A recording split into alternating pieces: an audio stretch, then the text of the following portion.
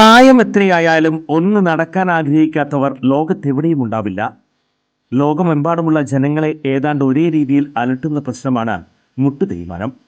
45 കഴിഞ്ഞവർക്ക് മുട്ടുതേയ്മാനം കണ്ടുവരുന്നുണ്ട്. മുട്ടുതേയ്മാനം സംഭവിച്ചവർ മുട്ടുമടക്കാൻ പോലും കഴിയാതെ വീടിനുള്ളിൽ ഒതുങ്ങിക്കൂടേണ്ടി വരുന്ന അവസ്ഥയാകും. അത്തരം രോഗികളുടെ ജീവിതം തന്നെ മാറുന്ന വിധത്തിൽ നൂതന സാങ്കേതിക വിദ്യ ഉപയോഗിച്ചുള്ള ശസ്ത്രക്രിയ പ്രചാരം നേടിക്കഴിഞ്ഞു. കൃത്രിമ മുട്ട് മാറ്റിവെക്കുന്നതിനായി സാങ്കേതിക വിദ്യ സ്വന്തം പരീക്ഷണാടിസ്ഥാനത്തിൽ കണ്ടെത്തുകയും അതിൽ വിജയം കാണുകയും ചെയ്ത വ്യക്തിയാണ് ഡോക്ടർ പ്രേംകുമാർ. വടക്കാഞ്ചേരിയിലെ മാക്സ് കെയർ ഹോസ്പിറ്റലിലാണ് ഡോക്ടർ സർവീസ്. ഇവരുടെ ഈ സേവനം എന്നെ കേൾക്കുന്ന നിങ്ങൾക്ക് ആർക്കെങ്കിലും ആവശ്യമുണ്ടെങ്കിൽ ഡോക്ടറെ കോൺടാക്ട് ചെയ്യണം. അങ്ങനെ നിങ്ങളുടെ ബുദ്ധിമുട്ടുകൾ മാറ്റട്ടെ. ഞാൻ എൻ്റെ ജീവിതത്തിൽ ഇത്രേ ചിന്തിക്കാറുള്ളൂ. ഞാൻ കാരണം ഒരു മനുഷ്യന്റെ ബുദ്ധിമുട്ടുകൾ മാറ്റാൻ പറ്റിയാൽ, എല്ലാ ബുദ്ധിമുട്ടും അവന്റെ മാറ്റാൻ നമുക്ക് പറ്റില്ല, ഒരു ബുദ്ധിമുട്ടെങ്കിലും മാറ്റാൻ പണ്ട് 2 മാറ്റല്ലേ? രണ്ട് ബുദ്ധിമുട്ട് മാറ്റാം കേട്ടാ. കാലിന്റെ മുട്ടിന്റെ ബുദ്ധിമുട്ട് അത് നമ്മൾ മാറ്റി തരും.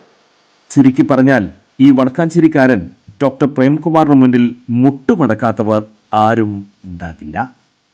കേന്ദ്ര ബജറ്റിൽ കേരളത്തിന് ന്യായമായ പരിഗണന പോലും കിട്ടിയില്ലെന്ന് ധനമന്ത്രി KN ബാലഗോപാൽ.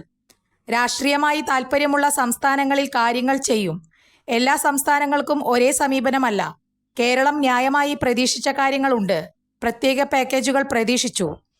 കണക്കുകളാണ് സംസാരിക്കുന്നത്, രാഷ്ട്രീയമല്ല. വയനാടിനെ പാക്കേജ് ഒന്നും പറഞ്ഞില്ല. വിഴിഞ്ഞത്തെ പറ്റി ഒന്നും പറഞ്ഞില്ല. വിഴിഞ്ഞത്തിന് വേണ്ടി വകയിരുത്തലുമില്ല. കഴിഞ്ഞ വർഷത്തെ ബജറ്റ് ഡോക്യുമെന്റ് നോക്കിയാൽ 75,000 കോടി കിട്ടണം. എന്നാൽ കിട്ടിയത് 32,000 കോടി മാത്രം. സംസ്ഥാനങ്ങൾക്കുള്ള വീതം വെപ്പിൽ വലിയ അന്തരമുണ്ട്. കേരളത്തിന് ഒരു പരിഗണനയും കിട്ടുന്നില്ല. വയനാടിനെയും വിഴിഞ്ഞത്തെയും അവഗണിച്ചത് ദുഃഖകരമാണ്. ഇതിൽ പ്രതിഷേധമുണ്ട്. കാർഷിക മേഖലയ്ക്ക് വലിയ തിരിച്ചടിയാണ്.